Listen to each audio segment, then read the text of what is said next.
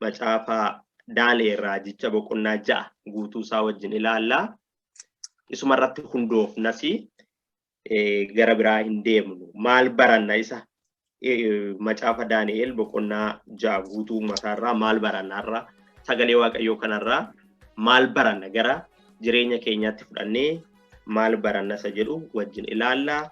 Gabaabsineetiin isuma wajjin ilaalla jechuu kooti. Nan dubbisa bakka kana lakkoofsa tokko boqonnaa 6 lakkoofsa 1-5tti akkasumas 21 darbee 21-22tti nan dubbisa. Isa booda hunduma isaayyuu wajjin ilaalla jechuudha. Maqaa Gooftaa Yesuus Kiristoosiin nan dubbisa akkas jedha. Lakkoofsa 1 kaasee Daariyoos mootichi kutaa mootummaa isaa hundumaa bakka bulchanii akka bulchaniif namoota 120 hojii mootummaa irra dhaabuu hin jaallate. Isaan irratti immoo namoota 3 mataa godhee irra kaa'e. Warra 3 keessaa tokko Daani'eel ture. Warri kutaa mootummaa isaa bulchan immoo hojii mootichaa akka hin irranneef wanta itti gaafatamaniif warra 3 kanaaf deebiin kennu. Daani'eel kun hafuura hundumaa irra caalu waan qabuuf addumaan ba'ee warra mataa ta'an warra kutaa mootummaa bulchan hundumaas caalee argame. Kanaafis mootichi guutummaa mootummaa isaa irra isa dhaabuu yaade. Yommus warri mataa ta'an sunii fi warri kutaa mootummaa bulchan dubbii mootummichaa ilaaluu keessatti karaa ittiin Daani'eel irratti ka'an barbaaddatan. Garuu inni amanamaa waan tureef wanti inni irraa kaate yookiis balleesse tokkollee irratti hin argamne. Kanaaf jarri balleessaa ittiin isa irratti ka'an karaas hin arganne. Kan irratti jarri kun karaa wanta seera Waaqayyoo isaa ilaalu yoo barbaanne malee nuyi karaa ittiin Daani'eel kana irratti kaanu hin argannu waliin jedhan. Amiin. Darbee akkasuma 21-22tti nan dubbisa. Kutaadhuma sunirraa. Daani'eel immoo deebisee mootichaan yaa mootii bara baraan jiraadhu. Waaqayyo ergamaa isaa ergee afaan leencotaa cufsiise. Kanaaf isaan ana hin miine. Anoo isa duratti mudaa malee nan argame. Su durattis yaa mootii dabi hin hojjenne jedhee jedhe. Yesuus Kiristoos gooftaadha obboloota koo.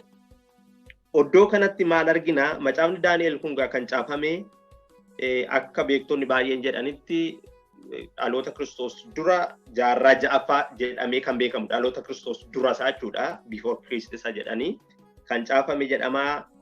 Daani'eeltu caafe kan jedhan jiru, Daani'eel mitis kan jedhan jiru. Garuu macaafa qulqulluudhaa dubbii Waaqayyooti. Har'as darbee kan hojjetudha jechuudha dubbiin kuni.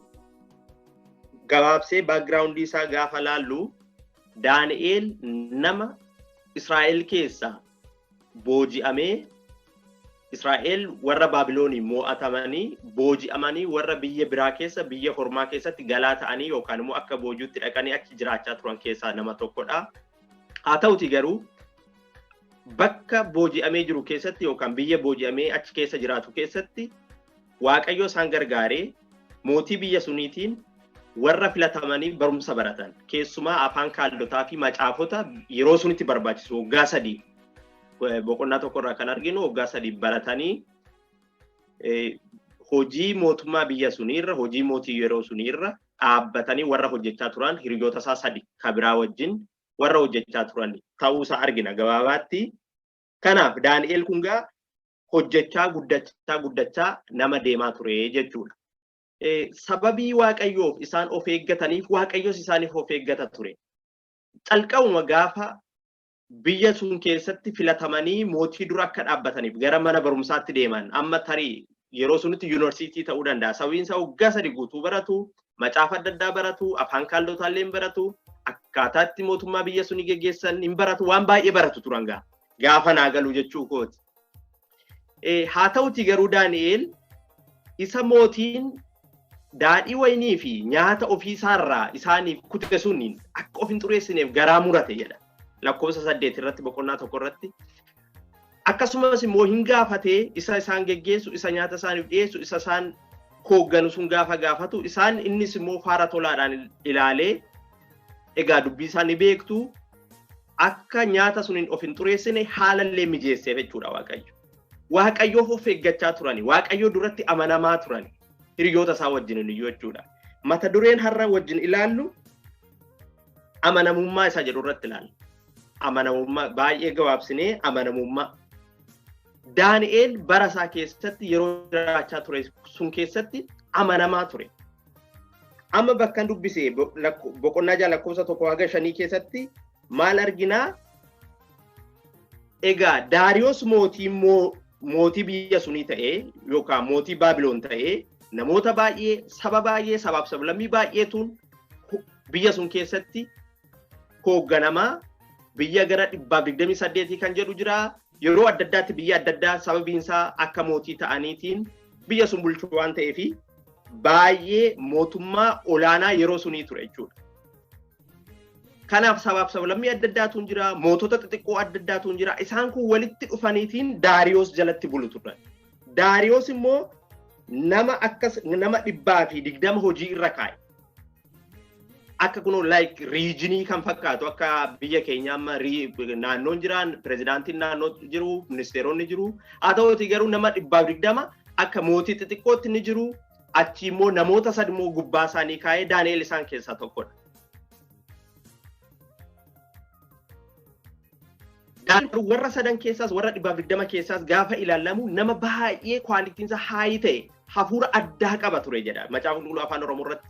Ingiliffisaa immoo exceptional quality jedheetiin gaa. Exceptional quality nama baay'ee cimaa mootii fuulduratti fudhatama qabu ture. Baay'ee ogummaa qaba ture. Ogeessa ture, beekumsa qaba ture. Amanamummaadhaan geggeessa ture. Lakkoofsa 4 irratti maal jedhaa?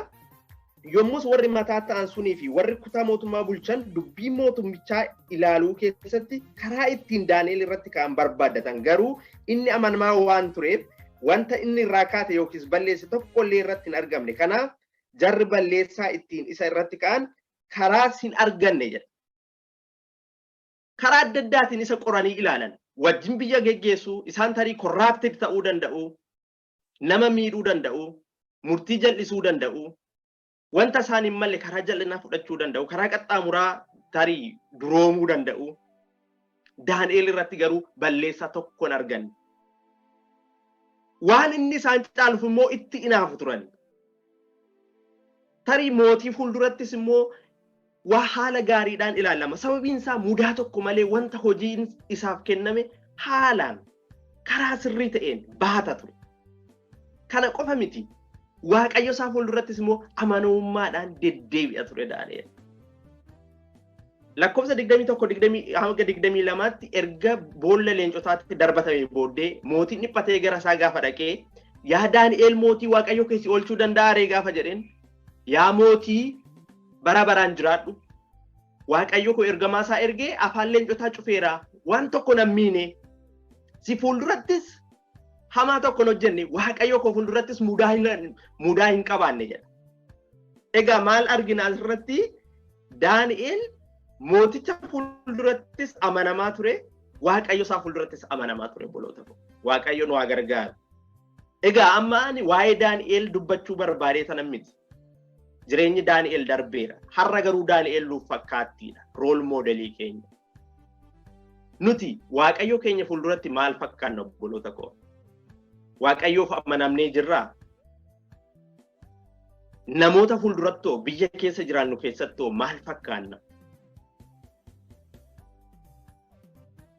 Kana lamaan addaan baafnee sirriitti barachuu qabna yookaan immoo jireenya Daani'eel kaleessaarraa akka fakkaattiitti fudhannee Waaqayyo keenya fuuldurattis biyya keessa jiraannu keessattis otoo walitti hin buusiin isa Waaqayyoof ta'u Waaqayyoof isa biyya lafaa immoo akka seera suniitti pirinsipilii irraa otoo hin kaatiin namoota fuuldurattis amanamummaa keenya agarsiisuu danda'uu qabna. Waaqayyo ulfinaaf guddinaa argatu. Elaa boloota koo yeroo baay'ee namoonni tarii biyya adda addaa keessatti amma yaadaa Daani'eel booji'amee jira. Tarii umuriin isaa dargaggeessa ta'uu danda'a. Tarii 30 keessa jiraachuu danda'a, 40 keessa jiraachuu danda'a, 20 keessa jiraachuu danda'a wanta beeknu hin qabnu. Haa ta'uti garuu waan tokko beekna. Daani'eel nama booji'amee biyya hormaa keessa jiraatu. Biyya isaa keessa hin jiraatu. Akka garbichaatti ilaalama. Haa ta'u garuu Waaqayyo faara itti tolee carraa argatee mana mootummaa biyya sunii keessa tajaajila hin kennu. Tarii nuti sarara biyya keenya keessa hin jiraannu, biyya adda addaa keessa jiraannaa, haala itti dhufne ni beeknaa, Waaqayyo nu gargaaree iddoo kana jira. Otoo ta'e silaa biyyuma keenya keessatti jiraanna ture, wanta biyya hormaarra jiru hin jiru, otoo wanti hundi haalli hundiyyuu nu guute ta'e. Haa ta'uti garuu biyya hormaa keessa jiraannaa, amma akkamitti jiraanna nuti? Kun waan tokko. Darbee ofuma koo gaafan kanarraa maalan baradhaa? Biyya Daani'el keessa jiraatu, biyya itti booji'amee keessa jiraatu sun biyya lafaa godhee tanan fudhadhaa. Daani'el immoo kiristaana godhee tanan fudhadha. Nuti har'a kiristaanota biyya lafaa keessa jirra. Jechuun biyya lafaa kana irratti uumamne haa ta'uti garuu iddoon kun jireenya keenya bara baraatiif permanent miti, gaaraanti miti, asin jiraannu yeroo dhumaaf jiraanna malee biyyi keenya kan biraati sababii ta'eef. Bakka biraa deemna sababii ta'eef. Akka kiristaana tokkotti garuu gaafa iddoo kana jiraannu amalli kiristaanummaa nurraa mul'ata. Biyya lafaa kanaaf nuti amanamnee jiraanna. Gaafa jedhu biyya lafaa cubbuu ishiitiif osoo hin ta'in wanta irratti hojjennu, kaampaanii keessa hojjennu, keessatti amanamnee jiraanna isa jedhu of ilaaluu danda'uu qabna jechuu kooti. Daani'el gaa nama fuuldurattis mootii hojii isaaf kennee hojii irra isa dhaabe fuulduratti saba tajaajilu fuulduratti amanamummaadhaan hojii isaa geggeessaa ture jechuudha. Akkasumas immoo abboommii Waaqayyoo eeguudhaan Waaqayyoo fuuldurattis mudaa tokko malee deddeebi'aa ture jechuudha. Nutoo akkamii har'a obboloota koo ani Taammiraat akkamii obboleeyyan koo sinoo akkamii akkamitti Waaqayyoo fuulduratti ilaallamna? Waaqayyo akkamitti nu madaala? Namni akkamitti nu madaala? Kana lamaan saayyuu paralaalii wajjin ilaaluu danda'uu qabna jechuudha. Waaqayyo fuulduratti nuti waldaa keessatti tajaajilu yookaan waldaa keessatti waaqeffannu keessatti amanamummaa qabna. Kurnoo keenya ni kaffallaa. Tajaajila Waaqayyo nuu kenne tarii kennaa adda addaa qabaachuu dandeenya. Kaan wangeela lallabuudhaan, kaan barsiisuudhaan, kaan raajii dubbachuudhaan, kaan faarfannaadhaan. Karaa adda addaatiin waldaa kiristaanaa keessatti ni tajaajilla. Tajaajila keenyaaf amanamnee Waaqayyoon tajaajilaa jirra. Amanamummaa qabna. Waaqayyo dhuguma wanta nutti kenne sun haalaan hojjechaa jirra.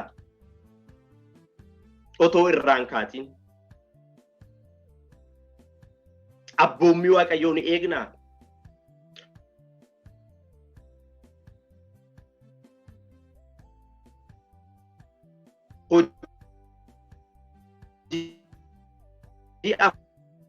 Namoonni baay'een kiristaanummaa koo akkamitti ibsu isaan? Tarii ani akka biraattan of beeka isaan garuu akka biraatti na beekuu danda'u. Sababuma Taammiraatiif jenne otoo achumayyuu dhaquu jibbe namni jedhu tarii jiraachuu danda'a hin beekamu. Ofittan dubbachaa jira jechuu kooti har'a. Sababiin isaa gocha koo badiirraa kan ka'e jechuu kooti. Yoon qajeelummaa hojjedhe immoo yoo waan gaarii hojjedhe immoo dhuguma kun nama Waaqayyooti. Mudaan tokko iyyuu irratti hin argamu. Karaa isa argannu hin qabnu. Baay'ee waa akka dubbii Waaqayyootti deddeebi'a jechuu danda'a namni. Bakka itti hojjennuttoo Waaqayyo hojii nuu kennee bakka adda addaa hojjechuu dandeenya. Lafa hojjennutti amanamummaadhaan deddeebina. Waaqayyo kana nurraa eega obboloota koo. Egaa maatii keenya ofirraayyuu kaanee maatii keenya keessatti gaa'ila keenyaaf abbaan manaa haadha manaadhaaf haati manaa abbaa manaadhaaf amanamtee jiraatti. Ijoollee keenyaaf amanamnee jiraanna. Wanta afaan keenyaan dubbanne ni raawwanna. Sa'aatii keenya illee ni kabajna. Lafa hojii keenyaatti hawaasa keessa jiraannu keessatti kana hundayyuu of ilaaluu danda'uu qabna obboloota koo.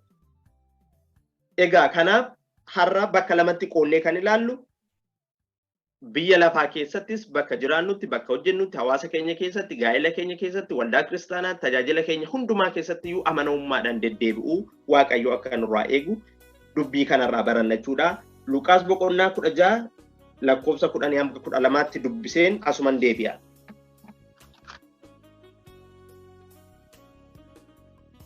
Luqaas wangeela Luqaas boqonnaa 16 10 hanga 12tti akkas jedha. Yesuus itti fufee waan baay'ee xinnoo irratti amanamaa kan ta'e waan guddaa irratti amanamaan ta'a. Waan baay'ee xinnoo irratti amanamaa kan hin taane waan guddaa irratti immoo amanamaan ta'u. Isin qabeenya biyya lafaa irraa isa sobaa irratti kan hin amanamin qabeenya isa dhugaa immoo eenyutu amanee isinitti kennaree qabeenya biyya lafaa isa kan keessan hin ta'initti erga amanamuu dhaabattanii kan keessan isa ta'uuf jedhu eenyutu isiniif kennaree jedha odduma kanan barbaade. Waan xiqqoo irratti yoo hin amanamne ta'e waan guddaa eenyutuun amanee isinitti kennaadha. Kan gooftaan jechaa jiru iddoo kanatti. Jireenya isa biyya lafaa kana sababiinsaa har'a hin fiigna sa'aatii 24 sa'aatii 18 16 hojjechuu dandeenya. Baay'ee yeroo hin qabnu wangeeluma dubbisuudhaaf iyyuu jilbeeffannee kadhachuudhaaf iyyuu tarii yeroo qabaachuu dhiisuu dandeenya. Sab dhugaadha actually jireenya baay'ee ulfaataa jireenya baay'ee competitionii keessa jiraannaa challengeetu jira waan adda addaatu jira. Haa ta'uti garuu jireenyi kun homaayyuu miti akka fixeensaati ni darba. Hankeenyas immoo miti. Harkuma duwwaa biyya lafaa kana dhufne harkuma duwwaa gara gooftaa keenyaa deebina. Garuu kan fudhannee deemnu waan tokko jira. Gaarummaa sana nuti hojjenne amanamummaa keenyaan qulqullummaa keenyaan qajeelummaa keenyaan dhugaa dubbachuu keenyaan isa biyya lafaa kanatti tajaajille. Isa wanta gaarii dabarre isa sun galaa godhannee fudhannee deemnu. Isaan qoratamnas gaafa achi geenyu gaafa gooftaa keenya bira dhaqnu jechuudha. Asitti qabeenya miliyoonerii taate biliyoonerii taate yookaan kanneen biraa fooqii qabdaa maalii qabdaa namni nu gaafatu hin jiru. Waaqayyoofis dhimma isaa miti. Sababiin isaa qabeenya sobaa jedhee dubbata Kiristoos iddoo kanatti ofii isaatti afaan isaatti gaafa ergamootatti dubbata. Isarratti iyyuu kan nama namne isa kan keessan ta'e immoo eenyutu nam'anee isinitti kennaree jedha. Kanaaf maal jechuu barbaadeenii waan xiqqoorraa kaane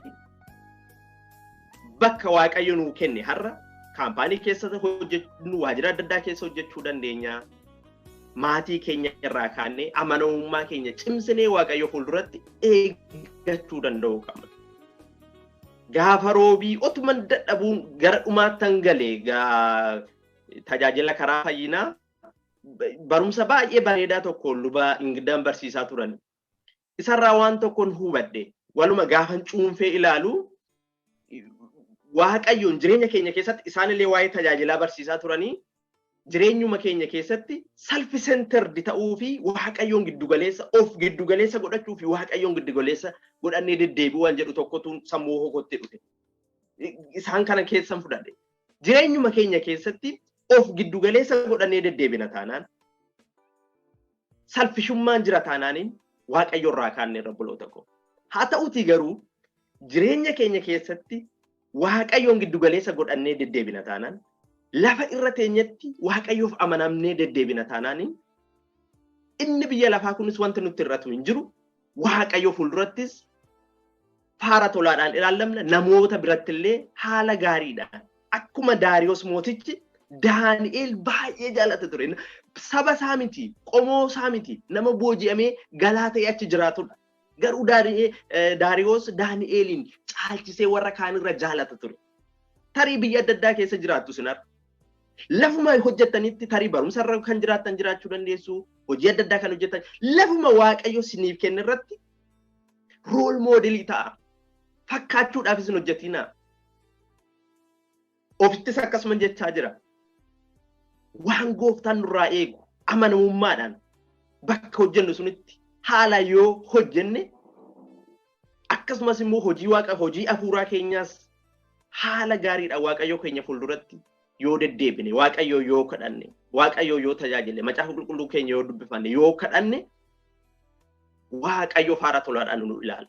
Waaqayyo fuulduratti immoo faara tolaadhaan yoo ilaallamne namoota fuuldurattis obboloota koo mudaa tokko malee jaalalaa fi surraa simboo addaa qabaanna. Galanni ulfinni Waaqayyoof haa ta'u. Kanaaf walumaa galatti amanamummaan keessa keenya kan maddu malee afaanuma keenyaan kan dubbannu miti. Daani'eel keessuma isaatii godha ture. Waan tokko ittiin dabalutti hin hir'isus. Sodaa tokkos immoo hin qabu. Waaqayyo isaas ni amanata. Hojiitti kennamees haalaan hojjeta. Abboommii Waaqayyo isaa ni eega. Abboommii mootichaas immoo irraan kaatu ture. Waaqayyo nu haa gargaaru. Galanni ulfinni Waaqayyoof haa ta'u. Egaa yoo amanamummaa akka kanaan yoo amala keessa keenyaatiin Waaqayyo fuuldurattis namoota fuuldurattis lafa jirrutti lafa kennaa Waaqayyo nuu kenne ayyaana Waaqayyo nuu kenne Waaqayyo fuuldurattis namoota fuuldurattis amanamummaadhaan tajaajille yookaan amanamummaadhaan deddeebine gaafa waaqayyoo fi namoota fuulduratti amanamnu maaltu ta'a gaafa an jedhu gabaabsinee asuma wajjin ilaalla. Wantoota shan gurguddootu ta'a. Tokkoffaa namoota duratti waaqayyo duratti ulfina argachaa deemna. Surraan keenya dhageettiin keenya dabalaa deema yeroo hundayyuu. Macaafuma Daani'el kana boqonnaa tokko lakkoofsa 17 haga 21tti otoo dubbisee nan jaaladha. 17 amma 21tti akkas jedha.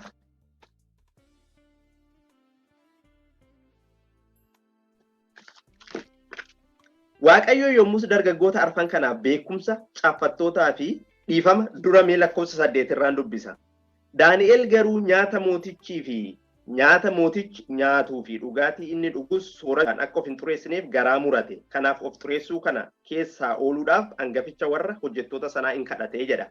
Darbee tanan dubbisa gaa beektu waan ta'eef sagalee isaa lakkoofsa 17 irraa akkas jedha. Waaqayyo yommus dargaggoota arfan kanaaf beekumsa, caaffattootaa fi ogummaa hundumaa fi hubannaa isaaniif kenne.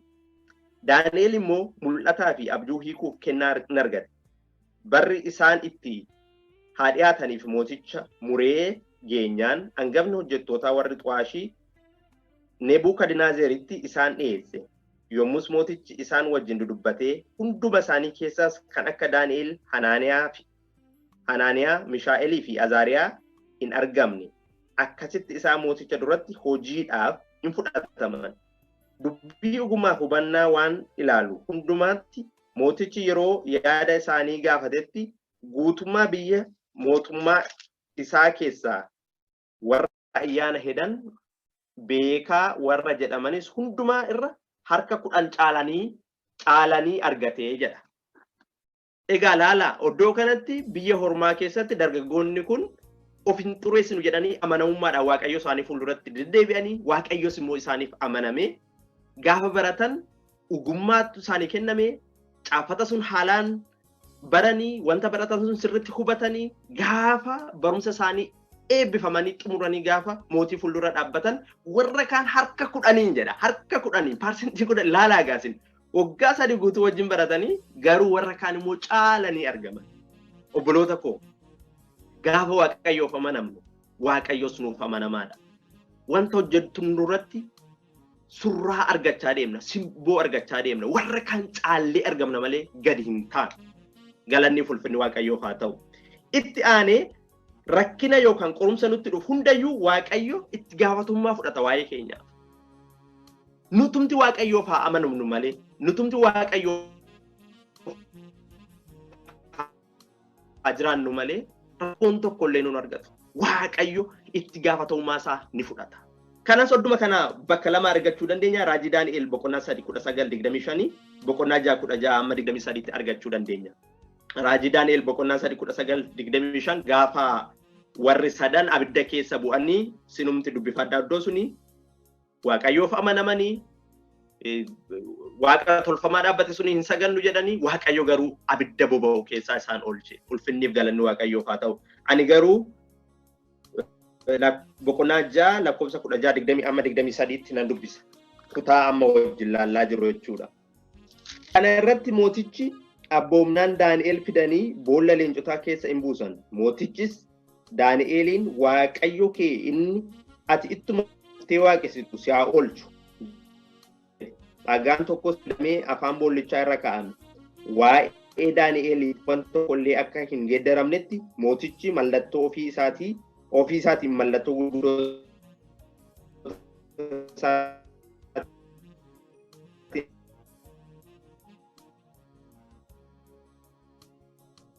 irratti hin mallateesse. Kana booddee mooticha irraa hin baqate. Ganama akkuma lafti bari'een mootichi ka'ee ariitiidhaan gara boolla leencotaa dhaqe. Gara boollicha isa Daani'el keessa turetti yommuu dhiyaate immoo sagalee yaaddootiin yaa Daani'el hojjetaa waaqayyoo jiraataa waaqayyo kee inni ati ittuma fuftee waaqessitu afaan leencotaa keessaa si oolchuu danda'eeraa jedhee guddisee gaafate. Daani'el immoo deebisee mootichaan yaa mootii bara baraan jiraadhu waaqayyo koo ergamaa isaa ergee afaan leencotaa cufsiise. Kanaaf isaan ana hin miine. Anoo isa duratti mudaa malee nan argame. Si durattis yaa mootii daba hin hojjenne jedhe. Ooluu isaatiif mootichi baay'ee gammadee jedha. ulfinniif galanni waaqayyoof haa ta'u obboloota koo. Egaa ilaalaa Daani'el gaafa warri isarratti ka'an hadheessituun isaa sun itti malanii nama kana karaa mootummaa hojii mootummaa inni hojjetu isa argachuu hin dandeenye. Baay'ee of eeggata. Mudaa tokko malee deddeebi'a. Amanamummaa qaba. Kanaaf yoo itti dhufne karaa waaqa isaa itti dhufna karaa amantii isaa yoo itti dhufne malee jedhanii malanii irratti ka'an. Seenaa kana sirriitti beektu. Seenaa kana sinitti himuu barbaadeen miti.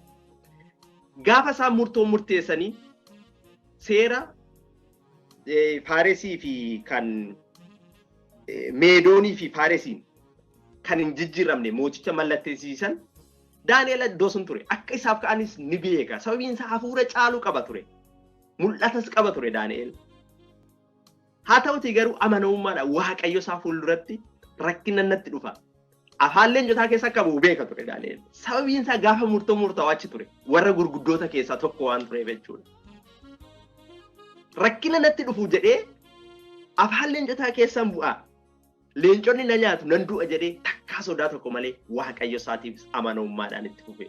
Mootii fuuldurattis daba tokko malee hojii isaa itti fufe ture. Kana beekee jedha lakkoofsa 10 irratti yommus Daani'el caafatichi milikinni akka godhame beekee gara mana isaatti mana isaa keessaas gara kutaa isa mana irratti isa qaawuu isaa gara Yerusaalemitti garagalee banamee jirutti ol ba'ee akkuma durgu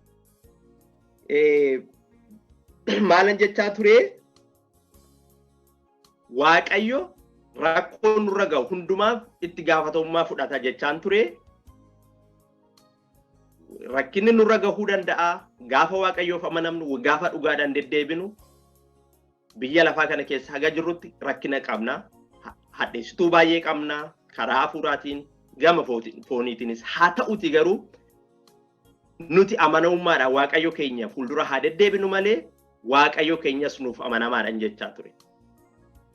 Gaafa murtoon akka leenca keessa buufamu Daani'el irratti murteeffame Daani'el quba qaba ture ni dhagaheera. Sababiin isaa Daani'el warra gurguddoota murtoo murteessan keessaa yookaan warra dhagaan keessaa tokko ture. Tarii nama 123 tuun murtoo sun murteessa ta'a. Mootii wajjin nama 124 ta'uu danda'u kan biraa jiraachuu danda'u. Otuma kana beekuu Daani'el amanamummaa isaa irraa hin hir'isne yookaan sodaan tokko illee itti hin dhaga'amne. Amanamummaan isaa itti fufe waaqayyo isaa fuuldurattis hojii isaa irrattis.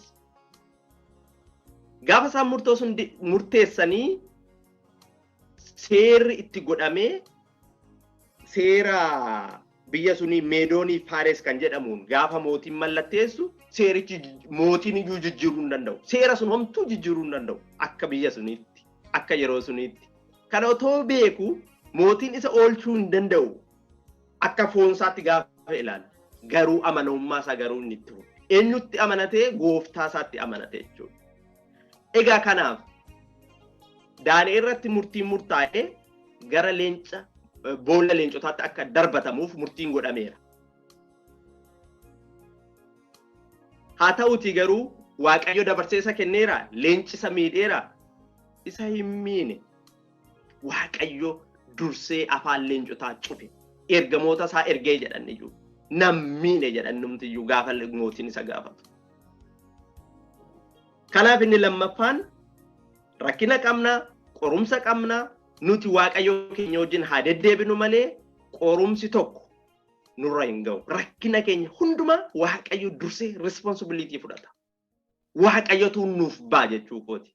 Nuti maal dirree gaheen keenya amanamummaadhaan waaqayyo keenyaaf abboomamne jireenya isa sirrii isa qajeelaa dhugaadhaan deddeebi'uu qofachuudha. Inni sadaffaan waaqayyo hadheessituu keenya dabarsee kenna. Qooda keenya hadheessituu keenya dabarsee kenna. Daani'el boqonnaa 6 bakkuma kana lakkoofsa 24 irraa warri isa hadheessan sun maal ta'an dhumarratti lakkoofsa 24 irraa nan dubbisa. Mootichi abboomnaan warra Daani'eliin hamatan sana fidanii dubartoota isaanii fi ijoollee isaanii wajjin boolla leencotaa keessa bubbuusan. Garuu utuma isaan boollicha keessaa lafa hin ga'iin leenconni qolatanii lafee isaanii caccabsan jedha dubbii waaqayyo. Isarratti mari'atan Daani'el waan balleessan qabu obboloota koo ilaalaa. garuu kan balleessa akka balleessatti kan lakkaa'ame amanamaa ta'uu isaati. Qulqullummaadhaan deddeebi'uu isaati. Qajeelummaadhaan deddeebi'uu isaati. Hojii mootii irrattis Waaqayyo isaas immoo gama biraatiin waaqessuu isaati. Kanaan ala Daani'eel nama malaammaltummaadhaan duroome miti, nama firdii jal'isee faradu miti, nama waa jal'isullee hin turre. Akka macaafni qulqulluun nutti himutti. Garuu hadheessituu qaba ture. Maaliif gaarummaadhaan deddeebitaadha? Maaliif akka keenya of hin xureessineedha? Maaliif akka keenya hin somneedha? Waan biraa miti bara. Nu wajjin garee ta'iidha, guruppii keenya ta'iidha bara. Malee waan biraa natti fakkaatu gaafan laalu, gaafan xiinxalu. Haa ta'uutii garuu hadheessituu isaa sun Waaqayyo dabarsee isaan kenne qooda Daani'el. Afaan leencotaa Waaqayyo hin cufe, Daani'el hin miidhamne. Warra Daani'el hin miine suniin immoo leencota suniin tarii irbaata malee bulan ta'a yeroo sunitti bigoos Daani'elitti darbatanii turan sababii ta'eefi mooticha Gosman abboomee kan nagaddisiisu garuu jarreen sun qofa miti dubartoota isaanii wajjin jedha ijoollee isaanii wajjin keessa bobuusan jedha. Leenconni otoo isaan lafa hin ga'iin samii irratti qolatanii lafee isaanii caccabsan jedha iddoo sunitti. Kanaaf obboloota koo hadheessituu ni qabna, warra nu himatan ni qabna, warra nu himatan ni qabna. Warra nurratti ka'an ni qabna waajjira keenya keessatti ta'uu danda'a bakka hojjennutti ta'uu danda'a sin amanamummaa keessan duubatti hin deebisina Waaqayyoof akkuma kanaan dura amanamtanitti itti fufaa wanta sirreessuudhaa qabnu immoo sirreeffachaa deemna yeroo hundayyuu akka kiristaana tokkotti gaarummaadhaan jaalalaan dhugaadhaan deddeebi'uutu nuuf ta'a jechuudha obboloota koo galanni ulfinni Waaqayyoof haa ta'u inni arfaffaan ulfinni Waaqayyo sababii keenya nuti amanamaa taaneef sababii nuti karaa qajeelinaarra deddeebinuuf ulfinni Waaqayyoo horma biratti illee akka beekamu godha. Al tokko tokko jireenya dhugaa bahuun hojii keenya gahee keenya sun itti gochuu qabna. Waa'ee Kiristoos dubbachuu qabna. Namoota Kiristoos hin beeknetti namoota dukkana keessa jiranitti gara ifaatti akka dhufan hojii keenya. Al tokko tokko garuu lafuma hojjennutti lafuma deemnutti waaqenneen otoo deddeebi'u jireenya waaqennee irraa namni gaarummaa baratee Waaqa waaqennee waaqessuun barbaada jechuu danda'a. Sababiin isaa sababa amanamummaa keenyaatiin irraa kan ka'e jechuudha. Gaafa nuti amanamummaadhaan Waaqayyo keenya fuulduratti deddeebinu lafa hojjennuttis gaafa rool moodelii taanee fakkaattii taanee qajeelummaadhaan dhugaadhaan deddeebinu namoo ulfinni Waaqayyoo surraa Waaqayyoo guddinni Waaqayyoo horma biratti illee warra Waaqayyoo hin beekne biratti akka mul'atu ta'a jechuudha. Oddoo kanatti Daani'el sadi Daani'el sadi 26 amma 30tti argachuu dandeenya 6:25 hanga 27tti immoo nan dubbisa 25 amma 27tti akkas jedha kana booddee Daariyoos mootichi warra guutummaa lafa irra jiraatan warra saba garagaraa warra gosa garagaraa warra afaan garagaraa dubbatan hundumaaf caafe nagaan isiniif haa baay'atu kunoo ani abboomii baaseera namni guutummaa mootummaa koo keessa jiru Waaqayyo isa kan Daani'el haa sodaatu isa durattis haa hollatu inni Waaqayyo jiraataadha bara baraan dhaabataadha mootummaan isaa matuma hin balleeffamu barri moo'icha isaas kuma hin qabu inni in oolcha in of kalchas inni bantii Waaqaa keessatti irrattis milikkitoota in agarsiisa dinqiiwwan in hojjeta Daani'elin harka leencotaa keessaa inni oolche isa jedhe Ameen. Eewu barreesse kana Daani'el miti kana kan barreesse mootii Daariyoostu kana barreesse. Sabaaf sablammii adda addaatti warra afaan adda addaa dubbatan gurguddoota biyya sun keessa jiran hundumatti guddummaa Waaqayyoo ibse. Waaqayyoon hin beeku ture. Yeroo sunitti Waaqayyoo saba Israa'el qofa keessatti beekama ture. Warri kaan hormoota turan yookaan waaqa adda addaa waaqessu turanii. Haa ta'uti garuu namni Waaqayyoon hin beekne kun amanamummaa Daani'el irraa kan ka'e guddummaa Waaqayyoo warra ofiisaa baree warra kaanillee beeksise. Hormoota biratti guddummaa Waaqayyoo akka beekamu taasisaa yookaan immoo hojii ergamaa guddaa nutti kenname dhuga ba'umsa jireenyuma keenyarraa namoonni baranii akka gooftaatti gara gooftaatti illee dhufan ni taasifna jechuudha yoo jireenya Waaqayyoo wajjin wal fudhatee jireenya Waaqayyoo wajjin giddu galeessa godhate yoo jiraanne galanni ulfinni Waaqayyoof haa ta'u. Inni shanaffaaf inni dhumaa ofuma keenyaaf akka dhuunfaa keenyaatti jireenya milkaa'e jireenya wal qixxaataa jiraanna boloota koo. Kanas raajii Daani'el boqonnaa 3:30 waa'ee ijoollee sadaniif kan barreeffame akkasumas immoo Daani'el 6:28 bakkuma nama dubbisaa turerraa akkas jedha nan dubbisa. Bara Daariyoos mootichaa fi bara Qiiros mootichaa Faares keessa Daani'el kanaaf jireenya wal inqixxaateef jedha. Itti fufee jireenyi isaa jireenya wal qixxaataa jireenya milkaa'aa jiraachaa ture jechuudha. Waaqayyo obboloota koo mootummaa isaa keessatti qofa miti. Asumatti gatii nuuf kaffala. Asumatti miindaa keenya nuuf kenna. Nuti qofti murtoo murteeffannee garaa keenya murannee Waaqayyo wajjin haa deddeebinu malee Waaqayyoof haa amanamnu malee Waaqayyo asumatti jireenya milkaa'aa jireenyi maatii keenya akka milkaa'u jireenyi ijoollee keenya akka milkaa'u sababii keenyaaf illee sabni keenya akka eebbifamu biyyi keenya akka eebbifamu biyyi keessa jiraannu akka eebbifamu waajirri nuti keessa kaampaanoonni adda addaa nuti keessa hojjennu illee akka eebbifamu Waaqayyo ni taasisa. Jireenya milkii jireenya wal qixxaataa Waaqayyo nuuf kenna jechuudha. Kootii Waaqayyo ulfina guddaa argatu. Walumaa galatti haalaan ittiin golobu yoo Waaqayyoof amanamne Waaqayyos nuuf amanamaadha obboloota koo. Waaqayyoof yoo amanamne Waaqayyo nuuf amanamaadha. Waaqayyo yeroo hundayyuu nuuf amanamaadha.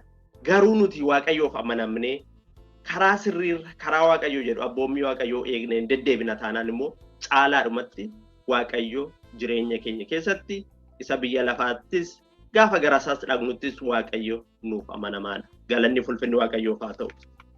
Kanuma irrattan xumura. Ulfaadhaa Waaqayyo sagalee dhageenya nuuf haa eebbisu. Kanuma irratti kadhannaa amma